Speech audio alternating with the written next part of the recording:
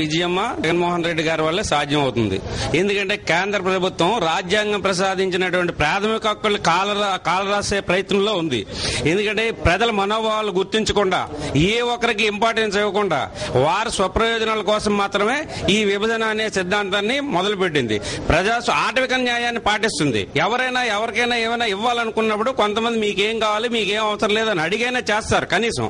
ఇక్కడ ఏంటంటే వీళ్ళు ఏక నిర్ణయం తీసుకొని స్వలాభం కోసం మాత్రమే ఈ నిర్ణయం తీసుకొని వెడగొట్టే ప్రయత్నం చేస్తుంది. ప్రాథమిక హక్కుల్లో రాజ్యాంగం ప్రసాదించిన ప్రాథమిక హక్కులు అన్ని కాలరాస్తుంది.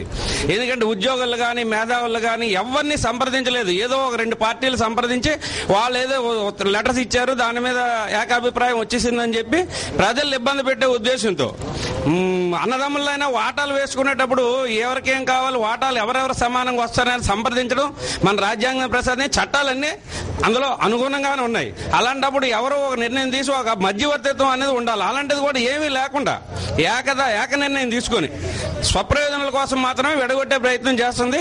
అలాంటి నిర్ణయాన్ని రద్దు చేయించగలిగే కెపాసిటీ ఉన్నది వైఎస్ఆర్ కాంగ్రెస్ పార్టీ, జగన్మోహన్ రెడ్డి, విజయమ్మ గారు మాత్రమే. ఎందుకంటే వారు స్పీకర్ ఫార్మాట్ లో సరైన సమయంలో రాజీనామాలు చేసి ఇప్పుడు ఈ సమైకాంధ్ర కోసం ప్రధానంగా కాంగ్రెస్ విధానం వల్లే రాష్ట్రంలో అల్లకల్లోలమైన పరిస్థితి నెలకొందని అనుకుంటారు. అది నిజమేనండి. ఎందుకంటే వాళ్ళు ఇప్పుడు రాజీనామాలు చేశామని వాళ్ళే ప్రకటించారు. తెలంగాణని ప్రకటించింది వాళ్ళే. వాళ్ళు చెప్పుకొని తిరిగింది కూడా అదే. ఇచ్చేది మేమే, తెచ్చేది మేమే అని తెలంగాణలో ప్రచారం చేశారు. ఇక్కడికి వచ్చేటప్పటికి ఏంటంటే మేము అందరూ రిజైన్ చేసేస్తున్నాం మంత్రులకు ఇస్తున్నారు, చీఫ్ మినిస్టర్కి ఇస్తున్నారు. స్పీకర్ ఫార్మాట్ లో వాళ్ళ రాజీనామాలు ఏమంటే స్పీకర్ గారికి లేదా మంత్రులు అయితే గవర్నర్ గారికి ఇవ్వాలి. అలాంటిది ఇవ్వకుండా ఇక్కడ వచ్చి జేఏసీలు పెట్టి అవి పెట్టి ఇవి పెట్టి మేము సమైక్యాంధ్ర కోసం తెలుగుదేశం పార్టీ వాళ్ళు, కాంగ్రెస్ పార్టీ వాళ్ళు ఇద్దరు ఈ విధమైన నాటకాలు ఆడుతున్నారు.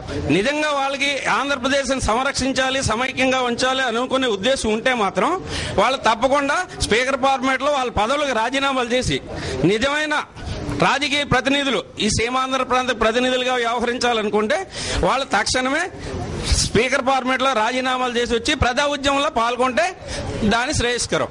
ఇది కాంతి చూస్తారు కదా, ఏదైతే సామాన్య ప్రజల మనోగతం ఇది. వైఎస్ జగన్మోహన్ రెడ్డి గాని అలాగే విజయమ్మల రాజీనామాల పరంపర విషయంలో సామాన్య ప్రజల మనోగతం ఇది. ఈ